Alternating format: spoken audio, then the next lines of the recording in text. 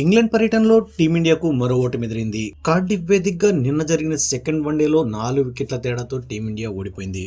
ఈ మ్యాచ్లో team India bowlers రాణించినప్పటికీ బ్యాటింగ్లో మాత్రం ఫెయిలైంది. ముఖ్యంగా మిడిల్ ఆర్డర్ కొలాప్స్ అవడం టీమిండియా కొంపముంచింది. దాంతో ఓ స్టేజ్లో 300 రన్స్ మార్క్ వైపు పరుగులు తీసిన టీమిండియా 233 రన్స్కి ఆలౌట్ అయింది.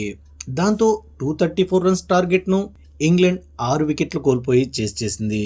చేజింగ్లో ఇంగ్లాండ్ బ్యాటర్ సైతం తడబడినప్పటికీ జో రూట్ 99 రన్స్తో నాట్అవుట్గా నిలిచి ఇంగ్లాండ్కు విజయాన్ని అందించాడు. దాంతో 3 మ్యాచ్ల వన్డే సిరీస్లో చెరొక విజయంతో రెండు టీమ్స్ సమానంగా నిలిచాయి. ఇక ఈ మ్యాచ్ అనంతరం టీమిండియా ఓటమిపై కెప్టెన్ శుభ్మన్ గిల్ స్పందిస్తూ ఏమన్నాడంటే, ఈ ఓటమి మమ్మల్ని బాగా డిసప్పాయింట్ చేసింది. ఎందుకంటే ఫస్ట్ 25 ఓవర్స్ ముగిసేసరికి మేము చాలా మంచి పొజిషన్లో ఉన్నాం. కనీసం 300 నుంచి 310 పరుగుల వరకు చేస్తామని ఆశించాం. కానీ ఒక్కసారిగా పరిస్థితి తారుమారైపోయింది.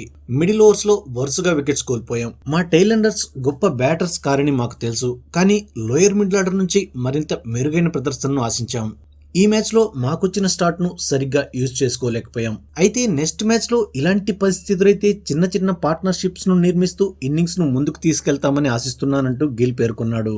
ఇక తన వికెట్ కోల్పోవడంపై గిల్ స్పందిస్తూ, మంచి షాట్ ఆడినప్పుడు బంతి నేరుగా కవర్ ఫీల్డర్ చేతికి వెళ్తే ఎవరికైనా బాధగా అనిపిస్తుంది. నాకు కూడా అలానే అనిపించింది.